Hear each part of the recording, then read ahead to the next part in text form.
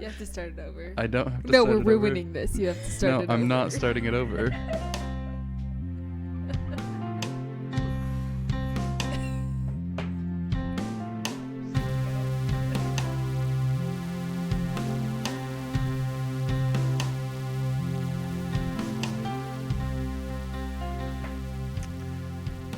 Hello. So we're just going with it then? We're just going with it. We were just talking about how we don't do anything to edit our podcasts. That's true. So why would I start now? I don't know. Because I asked you to. Sorry, I can't do it. This is life. You can't rewind life, Sid. But you can rewind a podcast. We're not even a minute into it. Let's just start this puppy over. Oh my god. I really don't care. No, we're doing it. We're not doing it. Okay. Good. We're not going to start it over. Yeah, sure. This is who I am. Take it or leave it. The best part is that none of the embarrassing stuff that you said was even recorded. I just laughed like an idiot for no reason. Yeah, basically. Well, you said it during the clicks that come before it starts recording. so the clicks are fine. Okay, sweet. Yeah. No one has to know. So you can just like say wild profanities during the clicks from here on out, basically. I can't. Just got to make sure to cut yourself off before You the just clicks hear are just done. like, right when it starts. Yeah. You can only guess what I said. Yeah, like if you wanted to say like cluck before the podcast started. It's one of my favorite words. Cluck. That's a weird word. What's up, folks? How we doing today? We're doing pretty good. Are I'm we? doing pretty good. Yeah. I'm feeling pretty good. Yeah. This was a good one. Oh, yeah. Let's see. Where are we at? I've been looking forward to this one. Yeah. I know you have because I know how much you like this movie. Mm-hmm. Mm-hmm. Well, hello and welcome to episode 47 of We Watch Movies and Then Talk About Them, the only podcast on the internet where we watch a movie and then talk about it. There may be others where other people watch movies and then talk about them, but this is the only one where we do it. My name is Andrew Westonsko. I am the host of this here podcast, joined at my right hand in life and in all things by Becca. Hi. How are you? Pretty good. That's good. And to her right and my left, due to the circular nature of our table, we have Sid. Hello. How are you? Doing great. Yeah? Just after knowing that no one knows what I said right when we started. Man, Recording. the audience is they're gonna be sending an email to contact@wewatchpodcast.com wanting to know what you said. Smooth. We're going to get so many listeners because everyone's just going to start writing and they're like, I think she said this. I think she said this. We're going to start a poll. Send us your guesses. Send in your guesses. And on my deathbed, I will let you know what it was. And the winner gets $500. But not from us. Yeah, no. From Just if you can find it. we're just like sending good luck into the world that Yeah. you will find $500. Yeah, if you can figure out good vibes. If you can figure out what Sid said before the podcast started recording that she found embarrassing enough to laugh at, then we will send good vibes your way specifically that you will gain $500. That's all of our vibes into one general location. Now, to be That's a lot of clear, vibes. this is not $500 extra. Like, if you have a job, it was probably going to happen anyway. Yeah, it's just Just part of your paycheck. $500. Yeah, but we'll make some. We'll somewhere. send some vibes your way for sure. That means you will get your next paycheck. Yeah, you're not going to get fired if we send good vibes. Probably. Hopefully. If you're doing a good job. Well, I guess sometimes people get Don't fired quote even us if on they're that. doing a bad job or doing a good job. Who knows? Who knows what's going to happen, guys? The universe is chaotic. There is no rhyme or reason to anything. We're just, floating on a ball in infinite nothing, and our molecules happen to align in such a way that allowed us to, gain consciousness. And that's just the life we live. So we might as well watch scary movies. Might as well. Because it's just as valid a thing to do as anything else. And you all must think so too if you're listening. Yeah, So, for sure. thanks for that.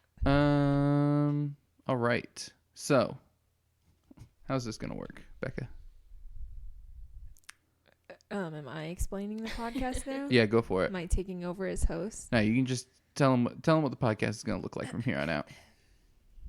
Well, did you already say the episode number? Yeah, it's episode 47 of We Watch Oh. Movies and Then Talk About Them. Oh, I got lost. I don't know where Where we're we at. watch movies and then talk about. We're just All gonna right, go on there an may be endless other- cycle.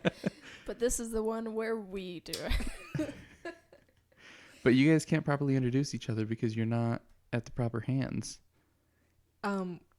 Due to the circular nature of this table, we are all either at the right or the left of someone else. But what are you going to do? If you introduce the podcast, are you going to say that Sid is at your right hand in life and in all things? Yes. Yeah. Because I am. That's pretty harsh. And I'm going to say to that me. you are at my left hand in life and in all due things. to the circular nature of the table. Everyone understands the circular nature of the table at this point.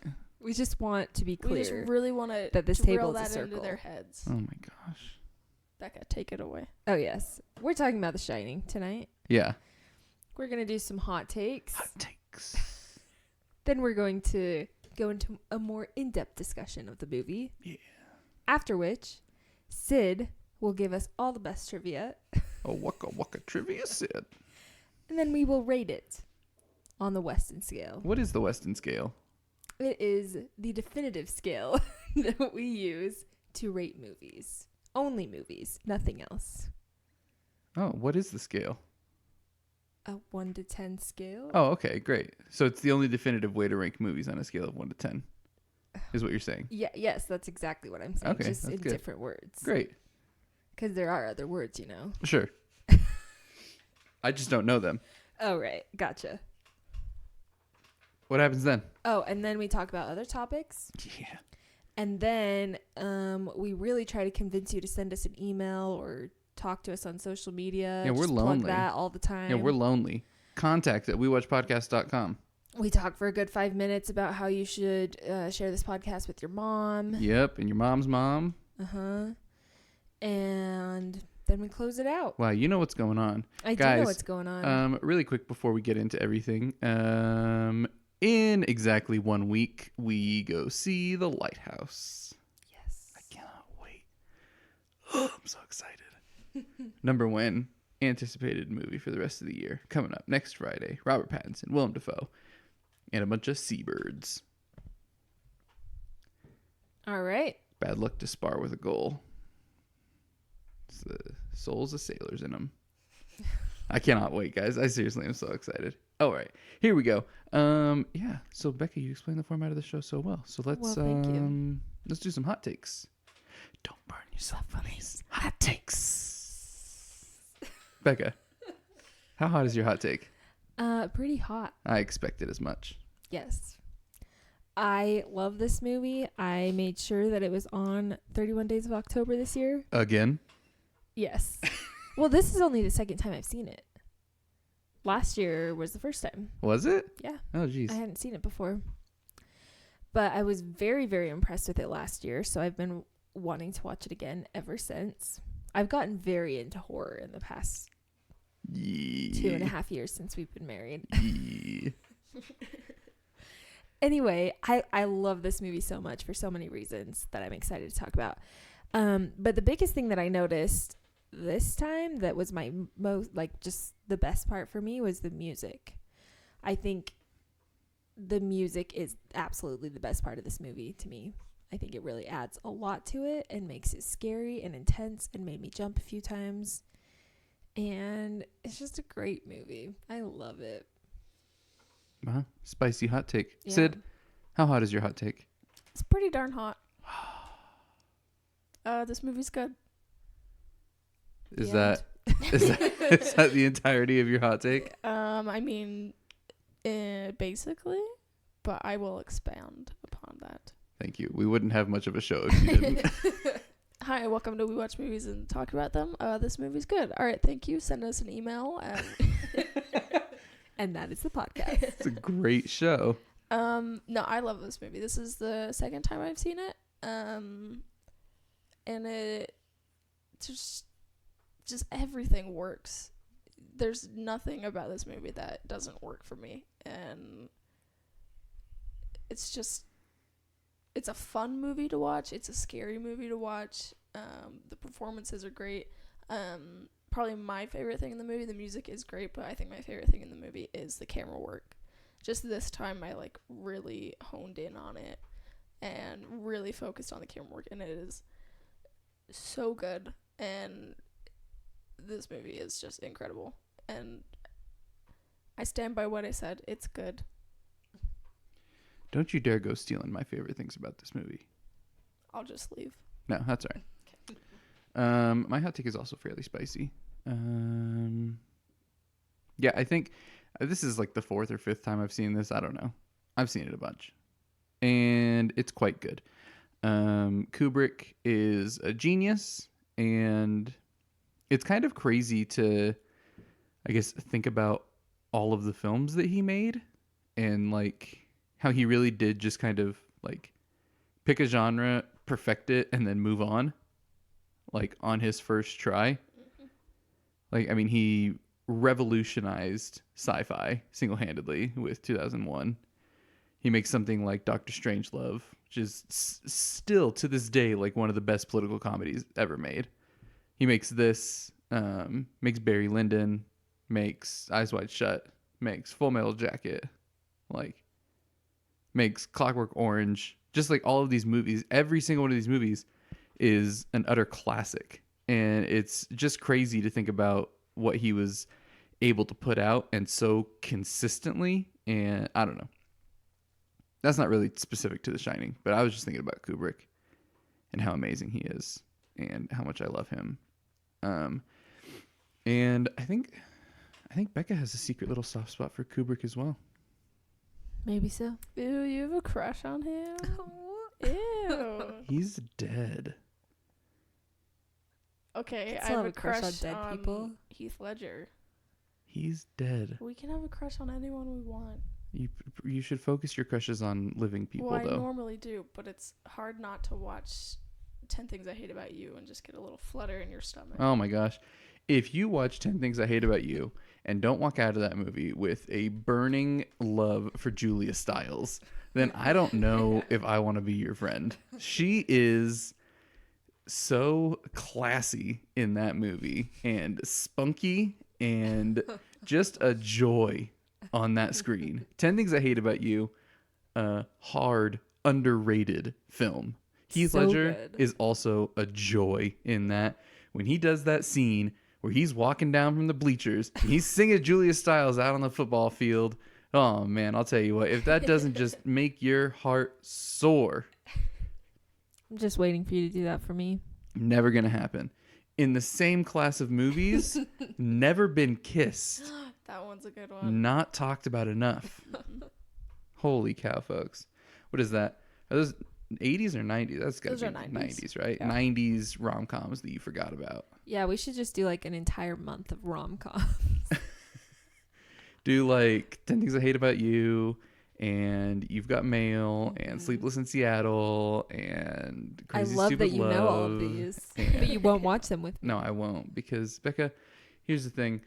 This world is spinning, and it just keeps spinning, and it doesn't care whether you're on it or not, right? But there is only so much time in the day, and so many days in the month, and so on and so forth. And I can't waste my time watching You've Got Mail when I could be watching The Shining by Stanley Kubrick. February is a short month, and it's the month of love. Let's do it then. It's also Black History Month, so It's fair. I just don't know. Like, I don't want to try and overshadow, you know what I mean? Oh my gosh. So I don't know. Well, I It's also will get some it's also rom-coms. Oscar month, so That's Ugh. true. yeah. So We're just going to do all three. We're going to talk about our favorite favorite. Oscar nominated rom-com Green Book. We're gonna do 4 episodes on Green Book for February. 4 episodes of me just screaming. We're gonna watch Green Book every week for the month of February and do an episode on it. We're gonna be like episode 60, 61, 62, and 63. Green Book. Greatest performance ever given in a movie. Mahershala Ali in Green Book. I mean, he is pretty good. Greatest supporting performance ever given in a movie. Viggo Mortensen in Green Book. Those were actually switched. Oh, whatever. I never saw it. Anyway, Green Book sucks. It doesn't suck. It's just not that good. Second greatest performance ever given in a movie. Rami Malek in Bohemian Rhapsody. Gotta go. Sid just quit the podcast. Okay, let's talk about The Shining then. Maybe that'll bring her back. Please. All right, folks. Shining is a joy. This movie's a lot of fun. But it's also scary. But it's also really good. I do, once we get into... I have a couple of things I want to talk about that I don't want to spoil before we get into in-depth discussion. So, my hot take, fairly spicy. Really enjoy it. I think, as well as... I'm on the same page as Sid. The thing that I noticed the most about it this time around was the camera work and the editing. And specifically how those two things played into why I believe The Shining to be as scary as it is. But that's what I want to start out our discussion with today, is I want to get your guys' opinion on why is The Shining scary? What makes it scary? I think a big part for me is the music. Sure. Like that's why it was one of my favorite parts. Yeah. I think a big part for me is the camera work. I mean, I agree with that too. Well, no, but like what is scary about it? Like what, I guess, like there's a bunch of different things that you can be afraid of, right? Mm-hmm. Like what is it tapping into for you guys? I think for me, it's kind of the isolation. Okay. Where it's these three people in this gigantic hotel in the middle of nowhere. No one can get to them. And it's just like the hotel's so big, you have no idea what's going on at any point in the hotel. And yeah, it's just kind of like, it's like you just can't know what's going on, and you can't get people there soon enough. And Yeah. like with the camera work, like why it freaked me out is like every time it's tracking Danny on his bike, and it's just like you never know what's going to be around the next turn, and that's what freaked me out the most. Yeah. What were you gonna say? I was just gonna, for me, it's the like anticipation of what's coming. Like they build it all up really well in the first few minutes of explaining like what has happened at the hotel previously, and you like basically already know like, okay, like this is a horror movie, like he's going to go crazy and try to murder his family, like straight up, that's just what's going to happen. And then the rest of the movie you spend anticipating and wondering when that's going to happen. And I think that the camera work and the music both do a really good job of that. The music is always eerie, so you're always like just waiting for something to happen. Yeah, right from the start, even when it's that opening scene and it's just like the flyover shots of a car driving in the canyon, like the music is creepy. Yeah, it's always scary, and so you're just always waiting. And then the camera work too, I keep thinking specifically of when Danny sees something scary, or when he has his shining moments and it's just like a close-up on his face and you don't know what he's seeing, and so you're just waiting to see what he's seeing so that you can be scared with him. And I think that helps with the anticipation. Like for me, in most movies and most, I don't know, even when I think of like scary rides or haunted houses or anything like that, the scariest part is like the tension that builds up and the anticipation. Once something happens, or you see somebody die, or you see something gory, it's not as scary because you know what it is. Sure, it's the tension. Yeah. So I think the camera work and the music do a good job of building up that tension and anticipation. I 100% agree. I would say that I fall right in the middle of what you guys said. I think that it's a combination between the isolation of the characters and just the knowledge that the film gives you right at the outset that like this is not going to go well, right? Yeah.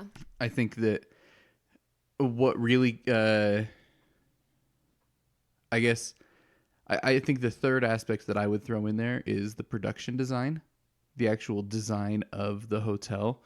There are many different parts to it. There's, the gold room, there's the kitchen, there's the lobby, there's the staff wing, there's the other rooms, and you never ever get a good understanding of where things are. That's exactly what I was going to say. There are so many excellent long tracking shots For example, when they first walk into the Colorado Lounge and it tracks across the entire thing and you see all the people busy cleaning it up and everything, and it just goes from one end to the other of them talking. You guys remember the scene I'm talking about? Right towards the beginning. Mm-hmm.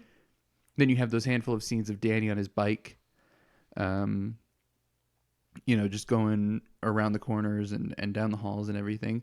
So it's a really interesting combination that they set you up with of understanding the scope of this place, that it is big and empty, but they never give you enough to really locate yourself in the hotel at any point. So I think, to your point, Sid, what you said is that anytime that Danny goes around a corner, you don't know what you're going to see because we aren't allowed to know how the hotel is put together. Yeah. So he literally could go around the corner, and they do that really well. Like, he goes around one corner and you expect it to be a hall of rooms, and it's the kitchen. Mm-hmm. And he goes around another one and there are the girls. And I even think, and they do it throughout the entire movie. I think back to, Wendy towards the end is in the lobby, and then there's a door open next to her, and that leads to the kitchen. And I'm like, wait, but doesn't the kitchen also lead to this and that? And like you're never allowed to fully ground yourself. And so you're always lost. No matter what scene you're in, you're always lost. And anytime that a character goes around a corner, it could be anything. Mm-hmm. So I think that it's a combination of that isolation and never being able to find yourself in the hotel, mixed with the distance that is created between the characters with the camera work and the editing. One scene, well, there's a few times, the way the mirror is used in their bedroom, I think is really effective for that, for showing the divide between Jack and his family when it starts to grow there. But then the scene that I think most effectively portrays that is after Wendy finds Jack's writing, and she's got the baseball bat and they're arguing, and it's doing a lot of this reverse shot where it's like really close in on Jack's face and he's screaming at her, and then it'll flip back to Wendy's face and she's screaming at him, and you get this sense that these two characters are really far apart, and that goes on for a good few minutes until finally they hit the stairs and the camera is allowed to come back a little bit and you see just how close they are. But you get that feeling of distance between the characters. And that's not something that's just inherent in doing that kind of filmmaking, but we are taught earlier in the film that those kind of cuts mean a distance between people, because the only other time that we see that is when they're on the phone or on the radio. And it does these really harsh cuts between, the people at the hotel and then whoever's on the other side of the phone or the radio. And so the movie kind of subliminally teaches us that, when I show you these harsh cuts between two people talking, it means there's a big distance between them. And so you get that when they're screaming at each other, like they have at that point fully separated. There's a gulf between them in a lot of ways, in emotionally, in their sanity, and then so that shot where the camera finally backs up and you see how close they are, that's when it really hits you, like how much danger Wendy is in, because you're like, yeah, he's crazy, but he's far away, and you think that they could be 2 feet apart or they could be across the room, right? And you don't know until we finally see them on the stairs and see how close they are. And I think that to me is like the perfect example of combining those ideas of the isolation, but also the scope of the place and the disorientation, and the music is fantastic there. Like all of that coming together, I think are the tools that they use to scare you in those ways. Yeah, I totally agree. As you were talking, one of the pieces of trivia kind of involves what's his name? It's the old caretaker. Grady? Yes. Him and Jack talking in the bathroom, where it's also very similar. Such a great scene. That's such a good one. Where it's the harsh cuts. But so some of the trivia that I'll just skip to now is so normally with like the 180-degree kind of take is like you have the two characters who are talking to each other, and every time it flips to one of them, they're kind of more on the right side of the screen, and then you flip to the other one and they're on the left side. And so what they did in that scene is they kind of keep them both in the same spot on the screen. So it was both with just like the editing of them just like feeling like they're really far apart, but also kind of they're subliminally showing you that they're kind of becoming the same person, and then you pull back and you see that they're close. And and that just like further kind of solidifies for me that they are becoming the same person, the same entity. That's great. Yeah. They also use those like really, I think that the cuts in this movie are particularly discussion worthy because it starts out, especially at the beginning, you get almost entirely fades between scenes. And then as the movie goes on, we start getting more harsh cuts. And then by the time we get to the end, it's all just these super harsh cuts between shots. And I think that is to kind of... the movie does a fantastic job, like you said, Becca, of building the tension, of easing you in to that feeling of uneasiness and disorientation. And I think that the editing plays a huge part in that. I also think that with like the scenes where Danny is seeing things, just the harsh cuts again between his face, the empty hallway, the hallway with the murdered girls, his face, empty hallway, his face, murdered girls. Like, again, you get a very clear picture of what's going on, but it's very disorienting. And I think it's so smart to like show everything right in the beginning, like show the girls, show like the blood coming out of the elevator in the hotel. Like, because he sees it in his vision when he's brushing his teeth, right? Yeah. And so like we get all of that right in the beginning. We get the story of Grady right in the very beginning. So like really we have every scary aspect of the movie. So I think that adds to the uneasiness of like, okay, I've seen all of this, but like what's going to happen? How is this all going to play out? Yeah. Well, and then it breaks the rule, right? Like, what's the rule of setting a plan in a movie? That if you say the plan, it's not going to work. Exactly. Like, if any characters in a movie are making a plan, if they tell you, the audience, what the plan is, it's not going to work. And if they don't tell you what the plan is, then it works. And so it breaks that formula where it tells you the plan, essentially, and then it works, if you want to put it that way. Well, yeah, like Wendy tells like step by step what she's going to do to get Danny out. Yeah. So it does that several times. It does it with the entire plot of the movie, because the movie starts out with we had a caretaker who went crazy and murdered his family with an axe. You know, and then they show you the blood coming out of the elevators and the little girls, and like it's very easy to put together in the first 10 minutes, like, oh, those little girls that Danny saw are the little girls of Grady. That actually took me a long time to figure out when I first saw it. Oh, really? For some reason I didn't connect that they were the same two girls. Huh. I don't remember when it dawned on me, but I felt pretty dumb. Still do. Yeah. Always and forever. All right. Well, I don't think you should. Too bad. No, but yeah, like you said, they do it several times where somebody says out loud their plan and then it works. Like, even that throws you off, because it's these little learned rules of movie watching that we've all kind of internalized but maybe don't realize. Yeah. So.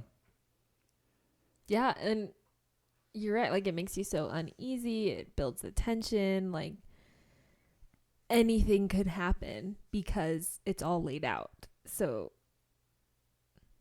all the rules are broken. Yeah.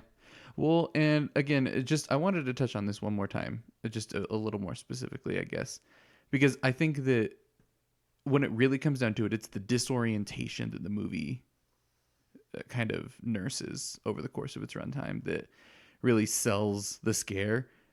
And I think specifically the production design is such a huge part in that. There is so many strong, wild patterns all over the place. You have the Colorado Lounge that has the Native American patterns. You have the famous orange carpet with the kind of hexagons on it.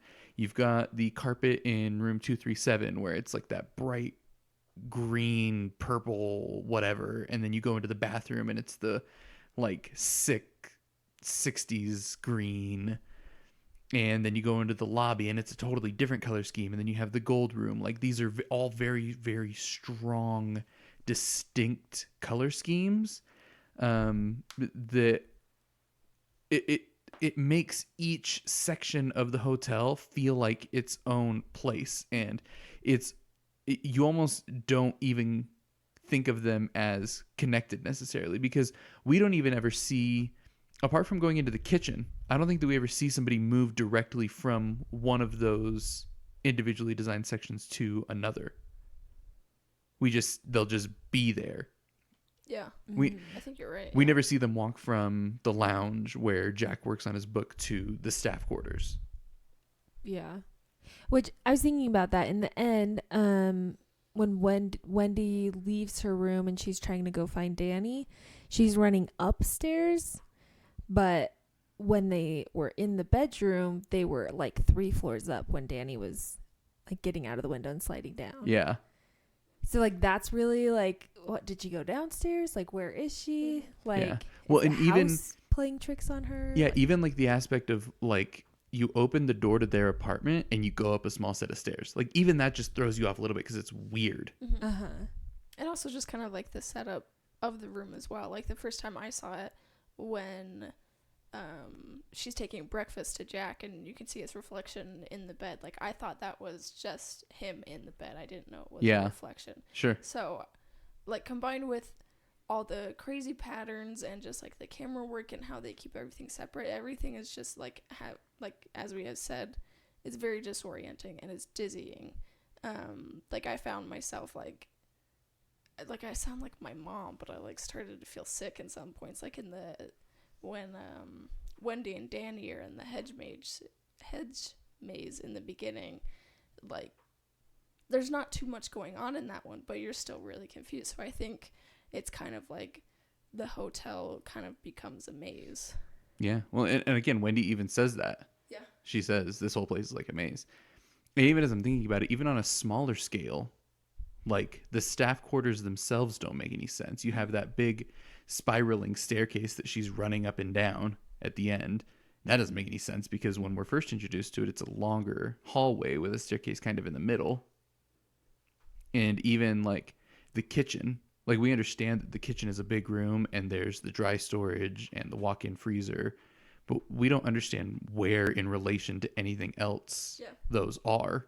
Yeah, and then there's the huge hallway where Danny's hiding that's like part of the kitchen, but it's a hallway. Yeah, so it's like exactly. Yeah. It's just like nothing in the design makes sense. Yeah, and Like, even like when they're escaping out the window, like their window is like a third of the size of any other window on that wall, and the spacing of it doesn't make any sense in relation to the other rooms. Mm-hmm. Like the whole thing is just completely off. It's like 15 people designed 15 different rooms and just squished them all together. Yeah, exactly. And I don't know, that might be in trivia. Like I've read all of that was intentional. I mean, obviously it was intentional, but yeah. I mean, they did say that they pretty much had like the whole set built from the beginning, just because they wanted to film it, I think, in chronological order. Oh, okay. But they didn't really go too much into the actual set design. Yeah. Kubrick wasn't known for just letting things happen. For taking it easy. Right? He was not. Jeez. Can you imagine if it... Does anybody know how he died? I don't. Let me look it up. Yeah. I don't know. I'm curious. But just kind of along the same lines, for the new Dr. Sleep movie, they found like the blueprints for the hotel and they pretty much rebuilt it for the Dr. Sleep. I wonder how much of that movie takes place at Overlook. I hope it's not disappointing. I can't see how it could not be disappointing, honestly. Yeah. I could see how it could be like good. It's not going to be as good. Yeah. I do really like what's the director's name? He's the guy who did Haunting of Hill House. Oh, Mike Flanagan? Yeah. I do feel a lot better with him behind the wheel. That makes me feel okay still, about it. And like compared Ewan to McGregor is picky these days. He's not doing just anything. So I don't know. We'll go see it. But really, if you're going up against Stanley Kubrick, and what are you gonna do? all it says for Stanley Kubrick is natural causes. How old was he? 70. Seems young for natural causes. I'm sure he had a stressful life filming scenes over and over and over Yeah, right. and over and over and over. Freaking, we get Clint Eastwood making movies until he's 150, and we lose Kubrick at 70. That's just not fair. Not that I wish any ill on Clint Eastwood or on anybody else. Good for him for living that long. I'm just saying, like, instead of the mule, we could have had, like... Hold on. What? This may support my theory. Another bit of trivia. Ooh, here we go. Making connections. Where'd it go?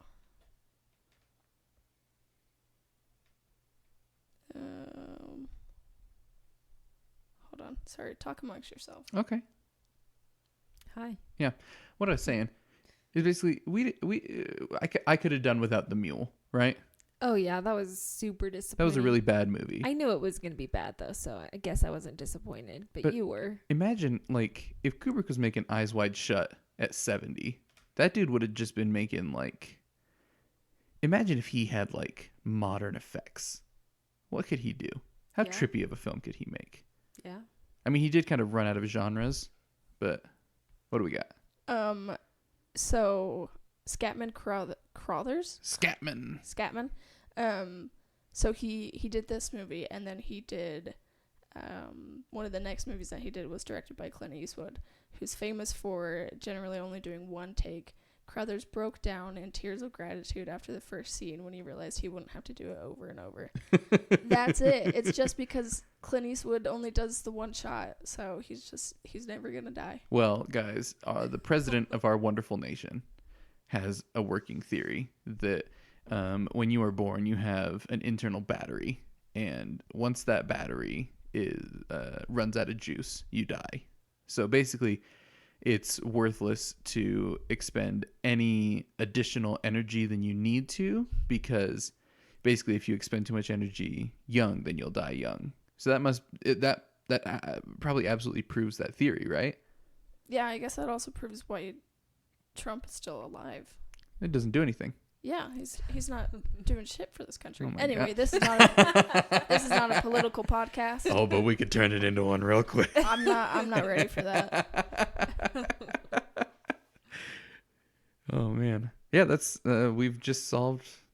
Anyway, don't Questions of try, the universe. guys. Then you'll just live forever. Yeah, just be Clint Eastwood and only try anything once. Because you have millions of dollars to support you through that. Your first try was good enough. I'm gonna write a book called. I'm gonna write a book. It's gonna be called "Your First Try Was Good Enough." Subtitle: Don't bother with a second try. Tertiary title: Lessons from the Life of Clint Eastwood. I might read it once. You know, I don't think that I've ever seen You just need to read it once. Not any. twice. Yeah. Why would you read it twice? You already read it once. That was good enough. I don't think that I've ever seen a like classic Clint Eastwood movie. I haven't either. I don't know that I've seen any of his before $1 Million Baby. Yeah, I don't think so. But I don't really like westerns, so hate me for that if you will, world. Bring it on. Let's see. How about Jack Nicholson? Man, Those eyebrows. so good. Dude's a friggin' wacko in That this. creepy smile and that tongue. I think So creepy. my favorite thing that he does, and I noticed it more this time than other times, is the weird ways that he manipulates his voice. Like when, and he only does it once, but like when they're arguing and he mocks her. Oh yeah. Well, what do you want me to do? Or whatever she says. And then like a little bit later on, he's like, Wendy. Like he just does all this wacko crap with his voice all the time. And like his facial expressions, I think my favorite shot of Jack Nicholson in this movie is when he's in the dry storage And I'm sure they just had to stick the camera on the ground. Oh, yeah. I was thinking about that during that shot. Oh my gosh. I was thinking about how they possibly filmed that. And like, all I can think is that he probably just had to be, I'm talking like 100 degrees on his legs, spread wide and leaning up against the thing. And somebody's in between his legs looking up. Like, that's the only way that it could possibly have been done. Maybe they like raised him up. Could be. But then they'd have to like build a door to scale. Yeah. I know. That's a great shot. It's such a great shot. And like the way, it's probably my favorite moment of his acting as well, because he's pounding on it and he's angry. And you see his face go through like several different phases as he like warps into feel sad for me mode.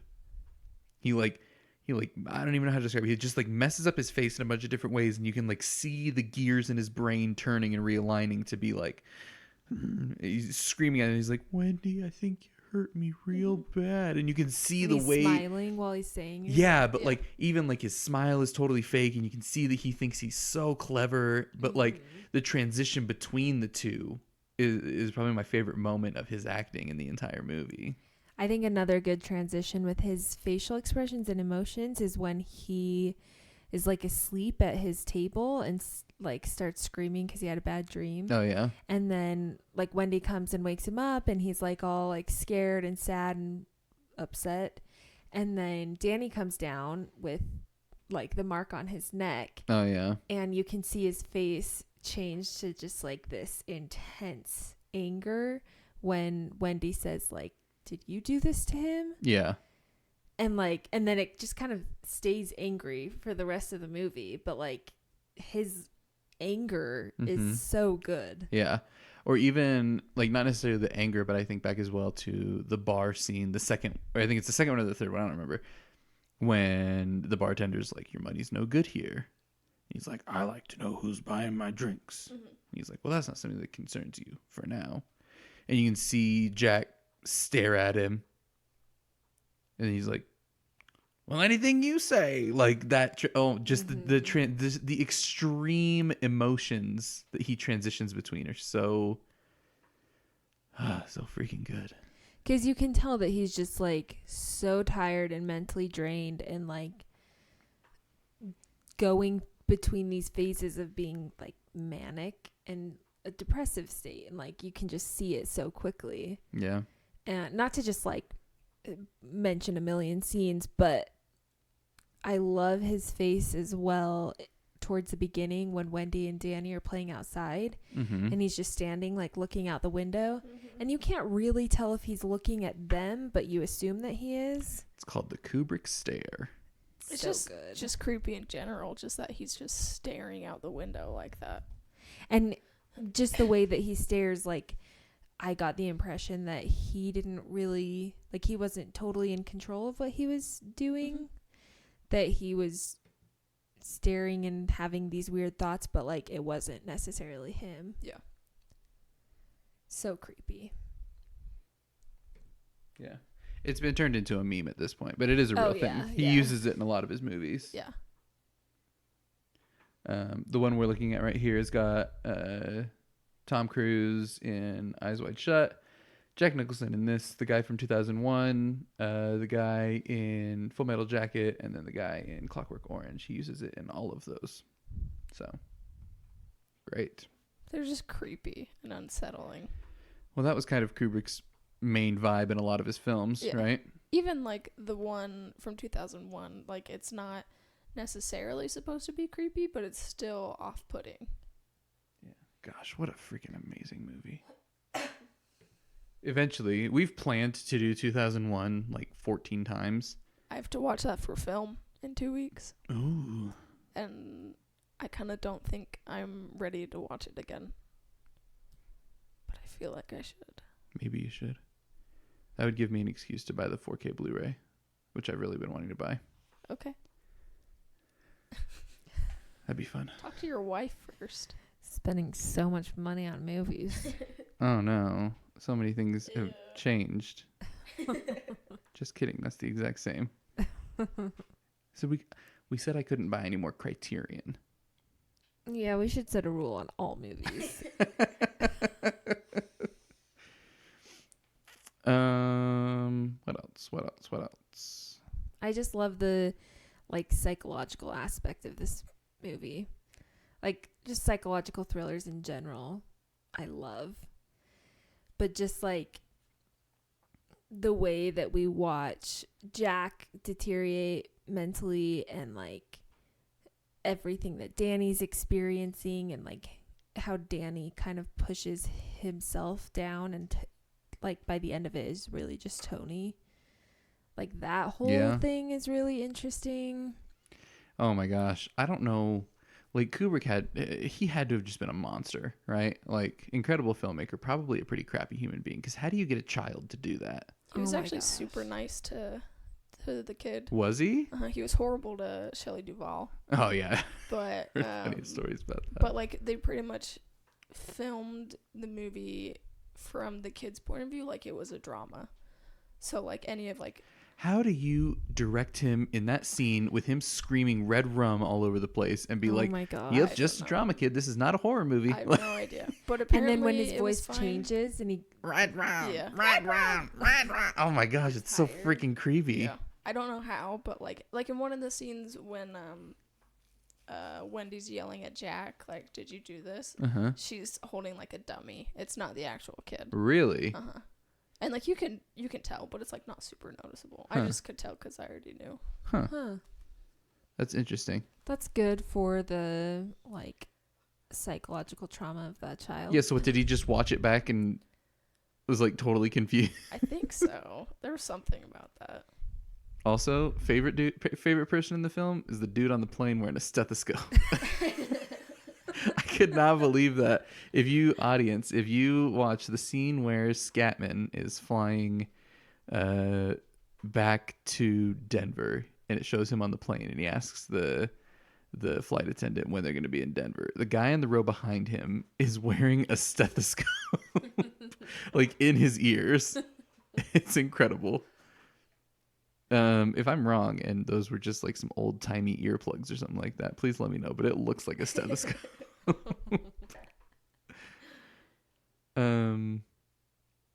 Yeah, so what do you have anything about his treatment of Shelley Duvall? Yeah, I mean I have like do you just want me to jump into trivia or I don't know if that's before we if that's a big part of trivia, then we'll wait. Yeah, it's pretty big. Okay. So Danny has The Shining. Yes. Does anyone else besides Dick have The Shining? Dick Scatman. That's right. Yeah. I just love his name. In the book, I'm just gonna call him Scatman. He believes that everyone has The Shining, but just to varying degrees. I think for the purpose of the movie, it's just them two. You don't think that Jack has it? I could. Well, because what to your guys' understanding is The Shining? I think that will determine our answer to that question. I don't. Yeah, I guess that's what I'm trying to figure out because like Danny has this like connection to Scatman because of The Shining, but Jack and Wendy don't. But they both see ghosts, I guess. Yeah. I could see like Jack having it to a certain degree because he sees ghosts more. I think that Jack has it too. But for Jack, it's a lot. It's more dangerous. Yeah, it's like more sinister, and it's not like Danny's is. He can like see things that have happened to people. He can kind of see the future, and maybe Jack's is like he can just connect to like the next life. You know? And what is the connection between The Shining and Tony then? Do you think? Because here's how I understand it: is from the very brief explanation that we're given by Scatman, and who knows how accurate that even is, right? Like we're taking his word for it, but he could very easily be an unreliable narrator. Is that the way I understand it is that The Shining is basically just kind of a connection to the ethereal plane, if you will. Right? The ethereal plane being like the afterlife or the pre-life, whatever you want to call it, right? Is just some sort of connection to an existence beyond the reality that we know.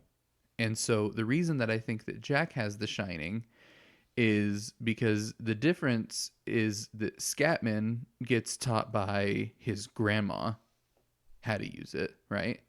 and how to kind of rein it in. Danny is already kind of being overwhelmed by it a little bit, but gets coached a little bit by Scatman. But then you think about it, and Jack likely had nobody to talk to about it and no outlet for it or anything like that. And so I think that makes him more susceptible to the more sinister elements of The Shining. It also could be that The Shining connects you with people in similar situations to you. I don't know if there's some sort of filter on it, basically, that says, like, you know, Danny is a scared kid at the Overlook Hotel, and so he sees the two girls. And, you know, Jack is the caretaker, so he sees the old staff. And, you know, Scatman is able to hang out with his grandma because I don't know if there requires some sort of connection there. I think that The Shining is purposefully not super defined. So I don't know. After saying all of these things out loud and thinking through that out loud, I might lean my theory towards what you said, Sid, that everybody has it, but to varying degrees, and it just depends on how much they suppress or enable it. That's fair. I can get behind that. I could see, like, Tony being like another entity, or even just kind of like a part of Danny's brain that like kind of protects him when things are too much for Danny to handle. I could see that for sure. So like when things are too scary in the hotel, Danny shuts down, Tony takes over and like tells, like, he can kind of communicate the things that both of them have seen.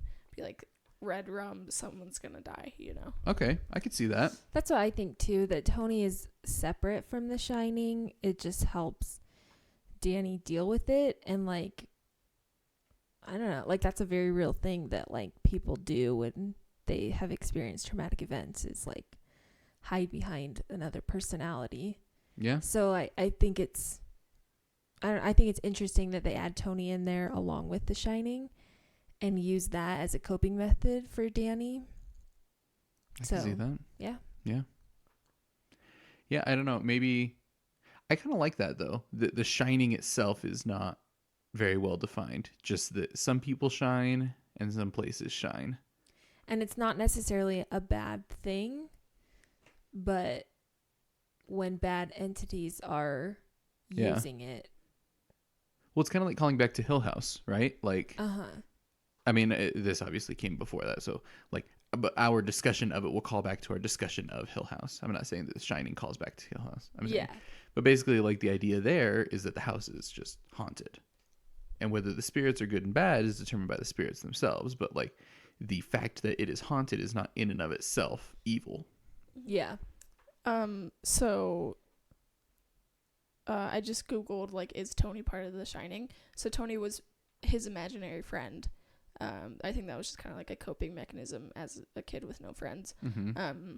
And because Danny has The Shining, which allows him to detect spirits, and makes him a target at the Overlook Hotel, Tony is kind of his guide and protector. Okay. That makes sense. So apparently to Wiki, he is not part of The Shining. Oh, all right. Well, because Scatman even asks, like, does Tony tell you things to do? Like, does Tony tell you what to do? And No, the doctor asks that. no, I think Scatman asks it when they're talking in the kitchen and he's eating ice cream. So and the doctor asks him, does he tell you what to do? And Scatman just says, does he tell you things? Oh, okay. That's. I think it's an important distinction. Okay. But we never really get an answer to. He says, well, because then Danny tells him that he shows him things sometimes. Yeah. But then you're scared of room 237. There's nothing to be scared of in 237, but you stay out. Don't you dare go to 237. It's totally fine. Just don't go there. Don't go there. Yeah, that's going to make you not scared of it. Right? That scene is so freaking great when, you know, he opens the door and... Or does he even open the door, Danny? No, it's open. Well, like, they just, like, show that the door is open, and then it cuts. And you see him riding away on his big wheel, but he like keeps glancing back at the Oh, door. the first time he Yeah, sees it? yeah, Yeah, yeah. it's closed. That's what I thought. Yeah. That's such a great scene. Yeah. Mm-hmm. There is, I need to watch it again. There's a pretty good documentary.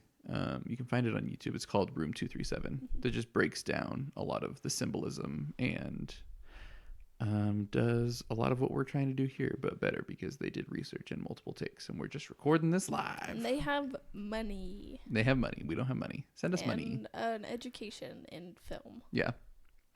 There you go. Anything else before we get into trivia? Nope. I don't think so. All right.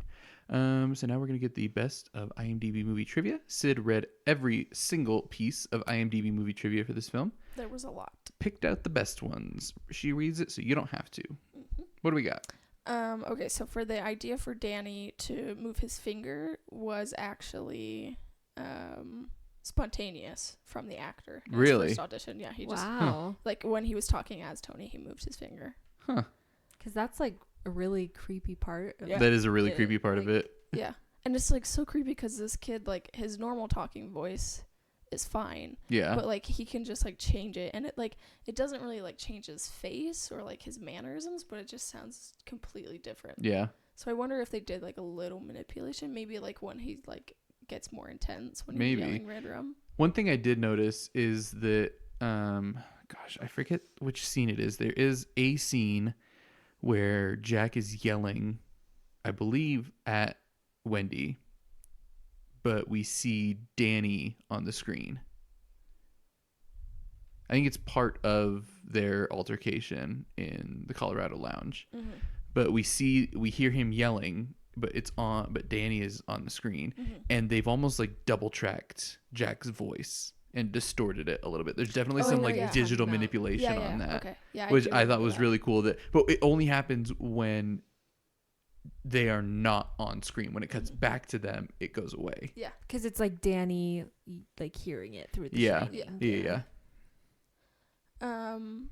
Okay, so the scene where Jack breaks down the bathroom door, the props department made doors that could easily be broken, Mm-hmm. but Jack Nicholson worked as a volunteer fire marshal and tore them down way too easily, so they had to build stronger doors. And it said that scene took about 3 days to film and 60 doors. Wow. Jeez, can Yeah. you imagine Kubrick? Get another door up. It'd just be like Monsters, Inc. Just bring in another one. Build a door factory. Yeah. To get Jack Nicholson in the right agitated mood, he was only fed cheese sandwiches for 2 weeks because he hates them. Ew. That sounds like a dream to me. Just be like, so sad. eat a grilled cheese. Like, awesome, thank you. I'm in such a good mood. Thank you, Mr. Kubrick. Okay, so Shelley Duvall suffered from nervous exhaustion through filming, including physical illness and hair loss. Jeez. At one point, she was so cried out that she just like constantly had to keep water with her because she just like couldn't cry anymore. Jeez. Wow. For the shot of the blood pouring out of the elevator, it only took 3 takes, which is pretty Ooh, impressive yeah. for Stanley Kubrick, but it took 9 days to set it up. Each time? Yeah. Jeez. Oh my Yeah. gosh. And it took approximately a year to get right. What an absolutely incredible shot, though. Yeah. Oh my gosh. So, what's happening? Okay, so pretty much no one on set was to give sympathy to Shelley Duvall at all. This is a tactic to make her feel utterly hopeless, and he said to Shelley, it doesn't help you. If they sympathize with you, it won't help you or the performance. And you get that in her Ugh. performance. Yeah. She is messed up. Yeah. That poor woman. I'm so glad I'm not an actress. Well, that's not what you sign up for when you sign up to be an actress. Oh, You don't sign up to be No. emotionally and mentally abused. No. And like Kubrick, he said that like, yeah, he was really tough on her during filming, but he was actually like really impressed with her performance. Well, I should So. freaking hope so. Yeah. There was no air conditioning on set, so it would be super hot. So while they were filming in the hedge maze, why can't I say hedge maze? I don't know. Hedge mage. In the maze. as soon as they were done filming, they would just like strip off all their heavy clothing because they were so hot. Jeez. So for the scene of all the pages of all work and no play makes Jack a dull boy, Stanley Kubrick's secretary spent weeks typing those up. Oh my gosh. Like every single paper in that stack has that on there. Jeez. That would drive anybody crazy. I wonder if like she started doing the patterns and stuff like they had, like just because she started freaking losing it, or Yeah. if Kubrick told her to do that. I could see him like being like, you know, Spice it up. but she probably would just be like, I'm gonna murder myself if I don't. and then he gets it and he's like, what? All work and no play makes Jane a dull boy. This is wrong. And she has to type it all over again. Man. So all the psychological trauma. The MMPA did not allow blood to be shown in any trailers, but they got around this by saying that the blood was rusty water. I read about that the other Which day. is like, why would you look at that and be like, oh, yeah, okay, rusty water, sure. Because the MPAA is a giant joke and a scam and a stranglehold on the industry that shouldn't exist. True. Except for that it also is good that it exists, because if we didn't have the MPAA, then the government would be the ones rating films. And I do not want that. The color red is visible in pretty much every shot of the movie. This is presumably because Colorado was so named because it's Spanish word for red. Which I don't know Spanish. Is it? No, the word is rojo. Okay, well. Colorado, though, Like yeah. color. Colored, yeah. I don't know. Don't ask me. I'm All white. right. Despite the critical success, it was nominated for 2 Golden Razzie Awards: Worst Actress for Shelley Duvall and Worst Director. Yeah, dude, What? I was actually reading through this a few days ago. Kubrick did not have success at the Oscars, Yeah. like, across his entire career. Jeez. Like, let's see. He was nominated a handful of times, but, like, not as many as you would think. He won a single Oscar for visual effects on 2001. But he was nominated for writing in Full Metal Jacket, Best Picture, Best Director, Best Screenplay for Barry Lyndon, Best Picture, Best Director, Best Screenplay for Clockwork Orange, and then Visual Effects, Director, and Writing for 2001, and then Picture, Director, Screenplay for Doctor Strangelove. But the only one that he actually won was Visual Effects for 2001. That's ridiculous. Jeez. Yeah. I was actually looking at the year that this would have been. So the 53rd Academy Awards. And let's see. Best Actor went to Robert De Niro in Raging Bull, which is a film that people actually still talk about. So that's, I guess, whatever. But Best Actress went to Sissy Spacek in Coal Miner's Daughter, which is a film that has definitely kept up its relevance. Cinematography went to Tess, which is a movie that I have not heard of until I just read it. Directing went to Robert Redford in Ordinary People, which he beat out David Lynch for The Elephant Man, Martin Scorsese for Raging Bull. Give me a I hear break. that's a pretty Wow. great movie, though. Same here. I haven't seen it, but Yeah. at least I've heard of it. Yeah. Editing went to Raging Bull. Let's see. Where do we get? Best Picture went to Ordinary People. Who the frick even knows what that is? I guess what I'm saying I is hear it's great. that even as much as we enjoy the Oscars, it's our favorite time of year. We love it. It does not always reflect relevancy. Except for last year, for sure. Oh, absolutely. Green Book. 50 years from now, people still going to be talking about Green Book. For sure. Revolutionary. Stopped racism single-handedly. In its tracks. Can you believe We it? do not have police officers breaking into people's homes to murder them. In their own homes. In their own homes. That's insane. That is insane. You know, Becca, I don't know if you knew this, but we absolutely do not have police officers getting drunk, breaking into somebody's home, thinking that it's their own home, murdering them, and then only getting sent to prison for 10 years. That doesn't happen in this country. Nope. All because of Green Book. It's crazy. Wow. Can you believe it? Green Book. Can you believe it? Green Book. The same director of Step Brothers. I can believe it. Oh my gosh, this world. Wait, the guy that directed Step Brothers directed Pretty Green sure. Book? Let me double check. Didn't that. Adam McKay direct Step Brothers? Wait, maybe I'm wrong. Because Step Brothers is Beautifully. great. Oh no, he did like Dumb and Dumber. Oh, really? Yeah, Step Brothers was Adam McKay. Yeah, Dumb and Dumber, Three Stooges, Hall Pass, Stuck on You. Oh my gosh, I want to die. He did Hall Pass. What a joke, man. Man, it's really there's something about Mary. Wow. Movie 43, which is one of the worst movies ever made. Who knew, man? Anyway, before I spiral into depression, Yeah. let's get back to The Shining. Thank Makes you- me feel a little bit better. Thank you, Green Book, for ending racism. We really Wow, appreciate thank it. you so much. You're the best. Amazing. Okay, so originally for the scene where Scatman dies, Kubrick wanted to do it around 70 takes. But Jack- Scatman just walked off the set. But Jack Nicholson talked him into doing it like 40 times because of Scatman's age. And at one point, Scatman broke down crying and said, "What do you want, Mr. Kubrick?" Which is so sad. That is sad. I can just imagine him with his adorable little underbite. He's so cute. I love him. I love Scatman. The scene toward the end of the movie of Wending running up this staircase was shot 35 times, the equivalent of running the entire Empire State Building. Good heavens.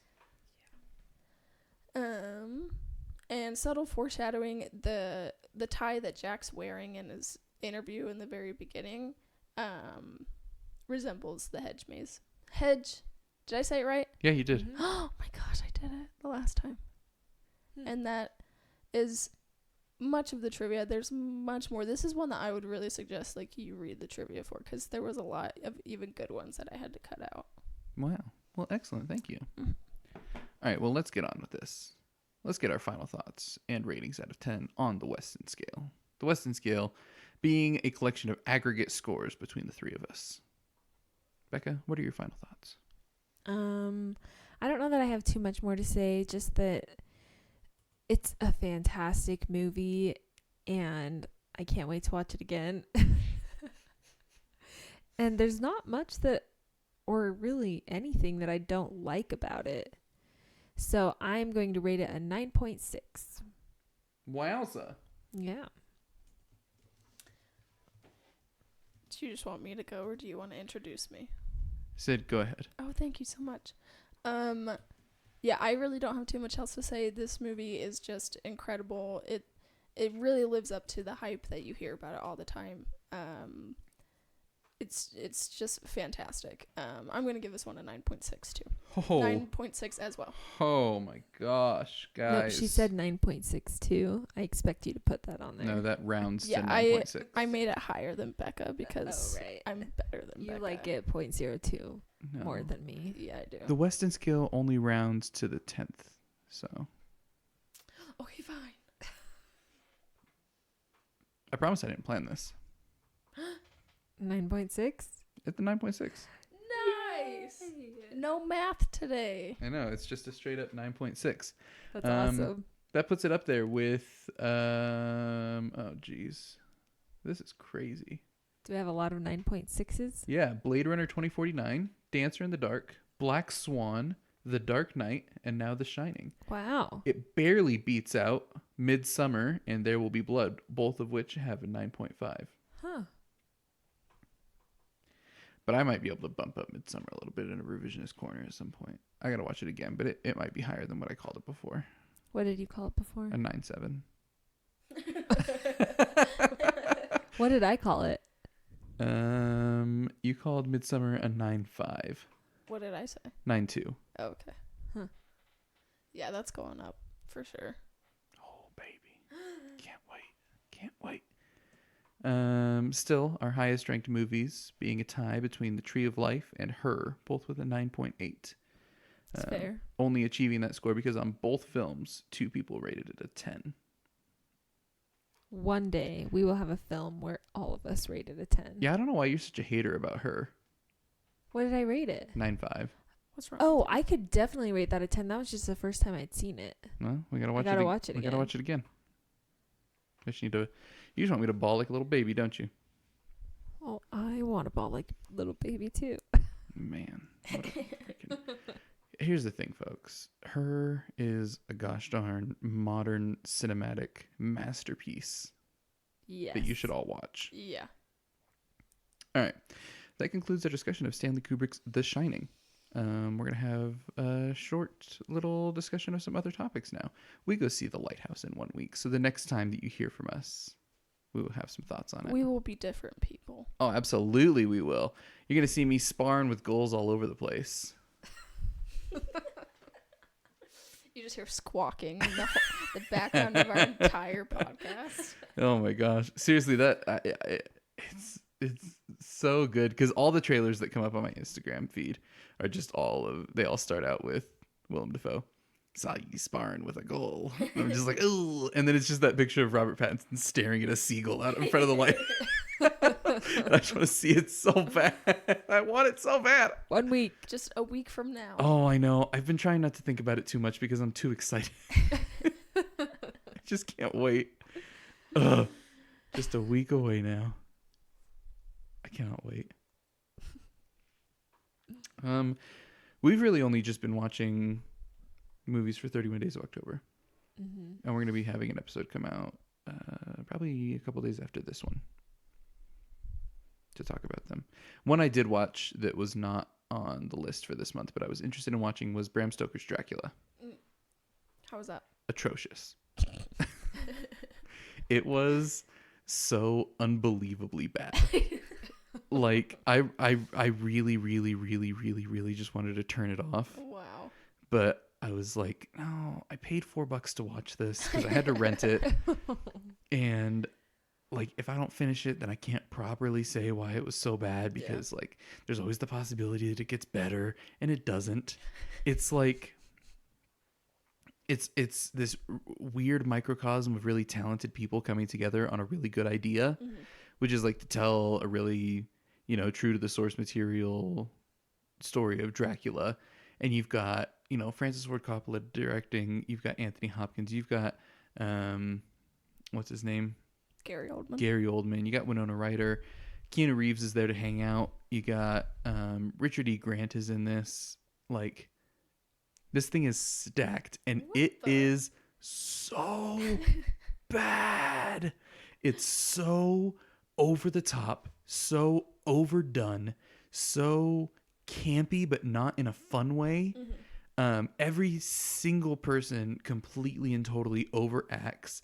The story makes absolutely no sense. He tries to do all this weird surrealist stuff that like we know he's capable of because we've seen Apocalypse Now, but like it just doesn't land at all. He tries to like make combine some like a handful of like steampunk elements of like design, but like doesn't flesh any of it out. Gary Oldman is just not very good, which is weird because again, he just completely and totally overdoes it. The accents across the board are laughable. Just like so bad. Like, give me a Dracula impression, Sid.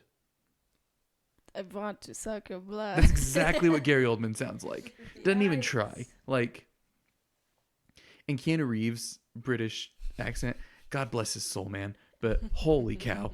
Like, dude really could have used some coaching. This movie is just a dumpster fire from start to finish. And it's sitting at like a 7.5 on IMDb. And I read some of the reviews. And I was like, did I watch the same movie as you people? Wait, now I want to watch it. Oh, it's bad. Is it like not even fun? Bad? If you go into it expecting it to be bad, it might be fun. But I was expecting it to be good. Okay. Yeah, I could see that. It's probably fun to watch. It's only 2 hours. But I don't know if this is how the original like Bram Stoker's Dracula book is. Really weirdly sexual. Yeah, I remember it was on TV and my mom like hurried and turned the channel when it was like a werewolf and a woman having sex like in a graveyard. Yeah. Yep. And it, like that's just like burned in my memory. Yeah. Ugh. No, like really like weird kind of underdeveloped theme of like sexual repression throughout it, basically, because it's like turn of the century England. Yeah. Like just people repressing their sexuality left and right. So like that's a really big like connection between Dracula and the women he goes after as he's like unleashing their sexuality, and it's really really weird in that way. Like tons of just kind of weird nudity all over the place. I don't know, it was bad. You're just making me want to watch this more. Go for it. I'd love to hear your thoughts. Maybe I'm totally wrong, but I just did not enjoy even one aspect of it. The production design is totally overblown. Like anytime that Dracula is like maybe within 100 feet of a character, they just have like a smoke machine on full bore. Like it's so bad. But if you want to watch a good vampire movie, Becca and I last night watched Let the Right One In, which was a gosh darn treat. That movie was so good. But yeah. Have you watched anything else, Becca? You watched The Addams Family. I did go. Well, I slept through The Addams Family. I mean, it was cute, the parts that I watched of it, but it's just The Addams Family. I prefer it in a musical play version. Is the film a musical? No. No. I mean, they have the Like it's a stage production. yeah. It's a thing. I don't know. Payson Community Theater did it. It was pretty good. It was not terrible. Sorry, I just have that reaction when I hear Payson. Oh, right. And Hale Center Theater is currently doing it. I think like it's a good play. Okay. I just Alright, I get it. For our listeners not from the state of Utah, yeah. Payson is a These town. are places. And Hale Center Theater is probably the biggest live theater in the state. Yeah. Yeah. And they're really good. They're really good. They're very, very good. Yeah. It's cool. It's got a circular stage that the audience sits all around. Mm-hmm. So like you look down onto the stage. It's really cool. Mm-hmm. Yeah. Sid, what about you? What do you got? Did you watch anything else? Nope. Okay. That's it. What do you guys, Sid? I watched Days of Heaven. Ooh, how was that? It was good. It wasn't like as good as Tree of Life or New World, which Sure. are the only other Terrence Malick ones I've seen, but it was still really good. But just like, I hate watching, this is gonna make me sound so pretentious, but I just like hate watching these kind of movies with like all these freshmen in my class. Oh, because this was for your film studies class, right? Yeah. Okay. Because like at the movie ends, it's kind of like an unsatisfying ending, which like was a little annoying, but it's like kind of ambiguous. But just like as soon as it was over, everyone was just like, "What? Huh?" And I was just like so annoyed. Like they've never had a not happy ending in their lives. And then like last week when we watched Heart of a Dog, which I thought was incredible, at the end everyone started clapping, and I was like, "Oh wow, everyone liked it." They were clapping because they were happy it was over. And I'm just so annoyed with everyone in that class. You should advertise our podcast to your class. Yeah, I'm sure they'd love that. Like, oh, we're gonna watch even more pretentious movies. Like, And then they hear you talk about them. yeah. So I And watched, badmouth them. I hate all of you. Yeah. So I watched that, and that was pretty good. I have to write a paper on that. I've and- literally had that movie on my shelf for 2 years at this point, and Really? I've just never like been in the proper mindset to watch it. I Yeah. think. It's like definitely like you can. It's not quite like Tree of Life, Terrence Malick. Like there's more of a plot to it, but you Okay. can definitely see like his like just kind of like following them wandering around aimlessly. How you many know? shots are there of the wind blowing through the There wheat? are a lot. There are quite a few, and there's a lot of people just like running around and like locusts. Ooh, okay. But young Richard Gere. Gear. Mm-hmm. Gear. Anyway, he's hot. All right. And I'm like halfway through like a bunch of other movies, not quite finished. How do you start one movie, not finish it, and then start another movie Sometimes to I'm not just finish like it? watching a movie and I'm like, oh crap, I gotta go to work, and then I'm just like, I'm not really in the mood to watch it. I should probably do homework. Okay. Well, right on. But yeah. Well, folks, that'll probably do it for us then, yeah? Yeah. Okay. We will see you next week for our discussion of Luca Guadagnino's 2018 absolute masterpiece of a film. Becca's so excited right Becca's She favorite is just- film. now. She is just silent with excitement. Becca's absolute favorite film of the decade so far. Becca, what Hey, is I it? didn't hate it the second time. Becca, what movie are we watching? Suspiria. We're watching Suspiria. Oh my gosh. I have been dying to do an episode on this movie literally since it came out. And Becca didn't like it the first time. So then I made her watch it for my birthday. Well, I hated it That's the true. first time. That's true. Like, just hated it. Wanted to walk out the first time. That was the same reaction I had to Hereditary. Yeah. And then after we watched Suspiria, I went back, I think 2 days later Yes. and saw it again in theaters by myself. And then I made Becca watch it for my birthday. That was my birthday demand. We get to make one demand on our birthdays that the other one has to do, no matter what it is. And I used mine on watching Suspiria. Mm-hmm. And then this year, for 31 Days of October, I forgot to talk about that. Okay, quickly. This week is classics. The Shining is the only classic that is like a classic in the way that most people would think about it. The other classics are from like the 20s and 30s. They are silent films. They are not in color.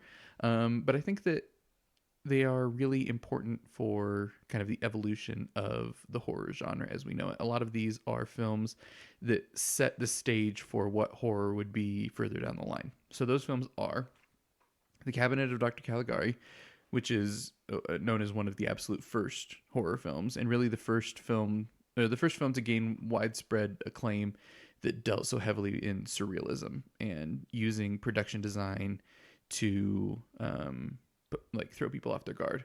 And then we have two vampire movies. We have Nosferatu and Vampire. And for more information on both of those and all the other movies that we have for this month, you can check out 31daysofoctober.com. It is a little website that I threw together. The final week of 31 Days of October is House Picks. There's not a whole lot of theme to that one. It's just we each picked a movie. So, Can you guess which movie Andrew picked? I picked Suspiria. Becca picked The Babadook, and then Sid is gracing us with What We Do in the Shadows. It's amazing, guys. Just wait. She's given us our only comedy of the month. Oh, it's so good. Usually we try to do some balancing, but with only 4 movies each week, there was no room for comedies. And the movies we chose aren't super heavy, so. Yeah, I think we did a good job this year of balancing it out. So Yeah. next week we will be discussing Suspiria. Becca hated it the first time, didn't mind it the second time. She's going to love it the third time. I would hope for maybe like a like. I Yeah. don't think it'll be a love. Get ready to hear that soundtrack on repeat nonstop after we I watch do it. love the soundtrack. Because that happens every single time I watch it for about 3 weeks after. I just listen to the soundtrack nonstop. But yeah, that'll do it for us, folks. We love you. We appreciate you. Tell your mom about the podcast. Have her tell her book group. And yeah, I'm Andrew. I'm Becca. I'm Sid. We love you, and we'll see you on the next one. See ya. Bye.